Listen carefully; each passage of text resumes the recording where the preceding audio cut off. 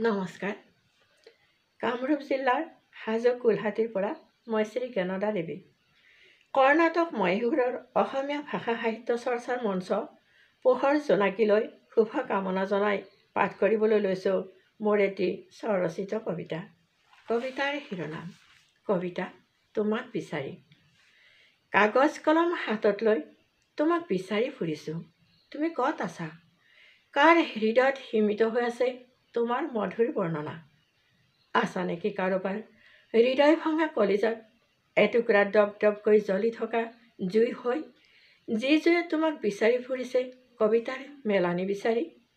হৃদয়ৰ সকলো বেদনা ঢালি দি তোমাক জীয়াই ৰখাৰ প্ৰেৰণাৰে? নতুবা আছা নেকি কাৰোবাৰ হৃদয়ত এটি ৰঙা সুৰুজ হৈ, যি পোহৰে তোমাক ৰাংঢালি সজাইছে? ৰাতিপুৱাৰ বেলিয়ে মনৰ দুখ ভাগৰ আঁতৰাই, মুখত হাঁহিৰ খোৰাক যোগাই, ৰং চন্দনৰ সুবাস বিচাৰি বেলিটোলৈ চাই থাকি সৌন্দৰ্যৰ আলেখ ৰচিছে?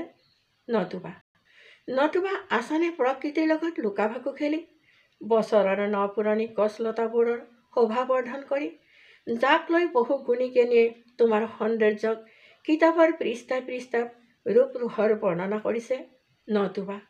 নতুবা আছা নেকি এখন কাৰোবাৰ ভঙা হৃদয়ত, যিখন হৃদয়ে আজীৱন দুখ যন্ত্ৰণা সহ্য কৰি তোমাৰ সতে বিলীন হৈ মনৰ সুখ দুখৰ ভাগ বতৰা কৰিবলৈ?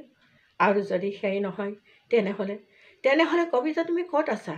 ছন্দ নাই, ভাষা নাই, সুৰীয়া কণ্ঠ এতিয়াও নাই। তোমাক বিচাৰিলে মই পাম ক'ত? কবিতা তোমাক পোৱাৰ হেঁপাহেৰে ৰৈ থাকিলোঁ, মোৰ দৰে অভাগিনীক অকণমান সঁহাৰি দিবা বুলি। ধন্যবাদ।